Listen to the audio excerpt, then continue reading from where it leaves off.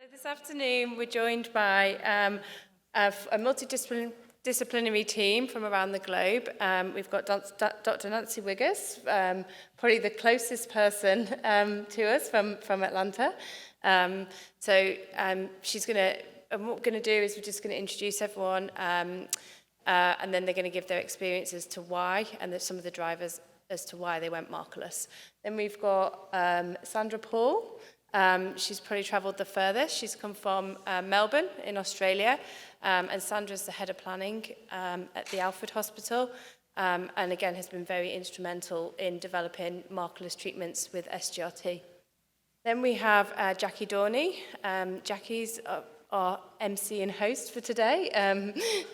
Also has been instrumental in developing markerless treatments across a private group of hospitals called Genesis Care. And then last but not least, we have David Cameron, a consultant physicist, and in the last year he's also been working on markerless treatments. So Dr. Wiggers, if we start with you, maybe you can just give a brief 5-minute overview as to some of the reasons that drove you to markerless treatments, and some of sort of the key success. Sure.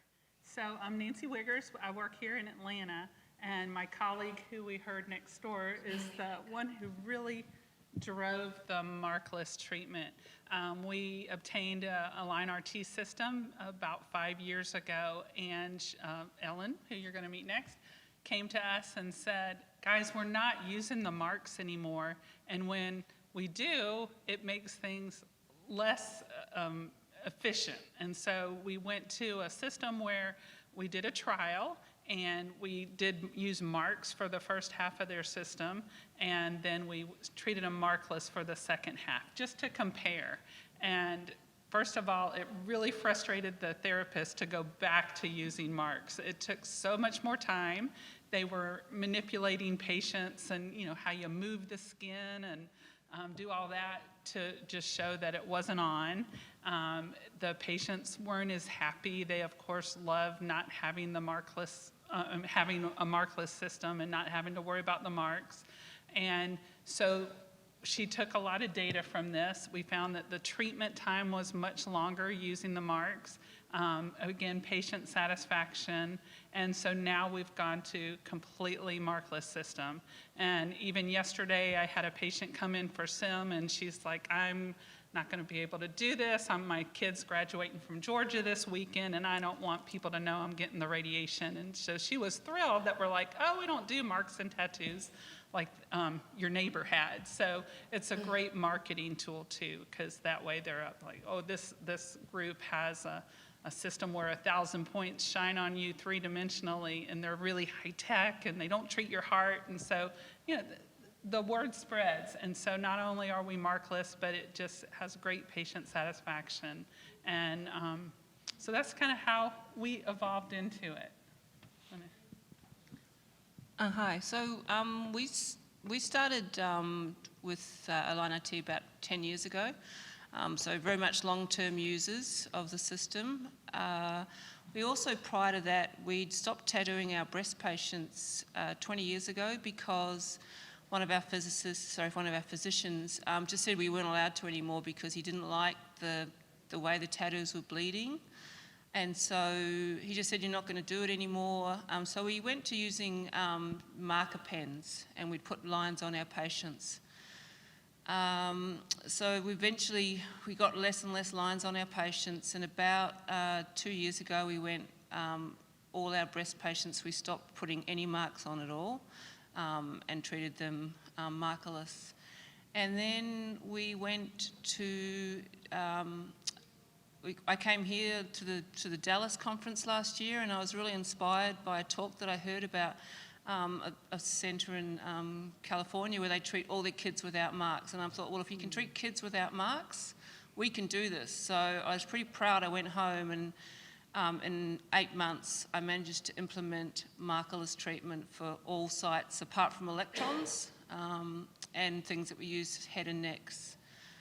We have done some retrospective studies. We've done studies on the breast patients, which we've published in a poster. We studied the displacement for patients that were without SGRT. We had SGRT and marks, and then SGRT with no marks.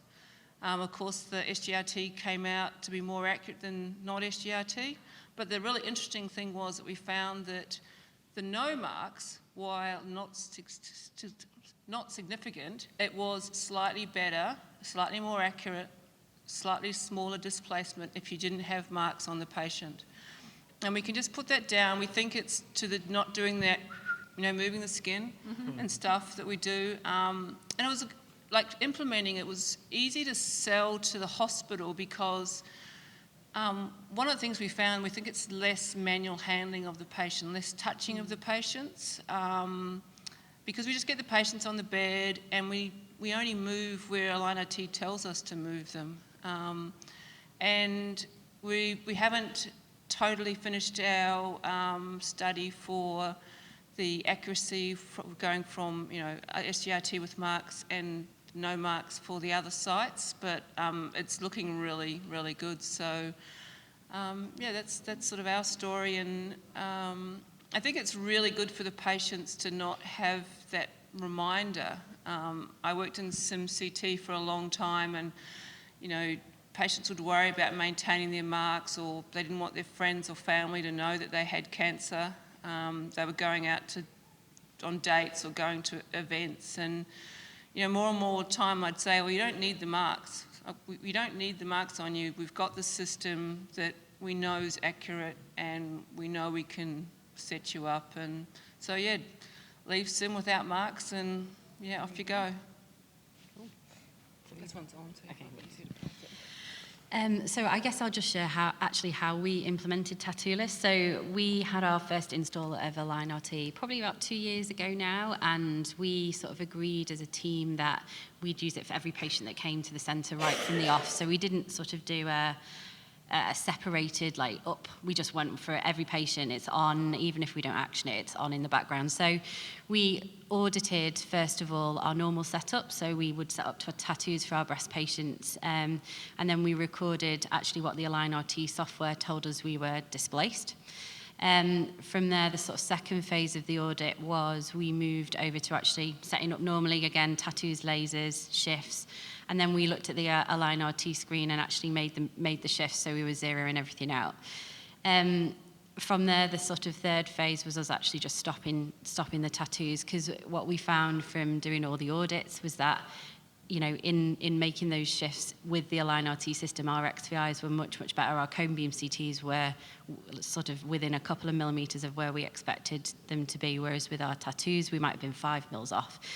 So I think an important part of moving Tattooless, if you've got staff, physicists, doctors, even your radiographers that are quite concerned about going to Tattooless, because ours were, I think gathering that data really sort of helps build confidence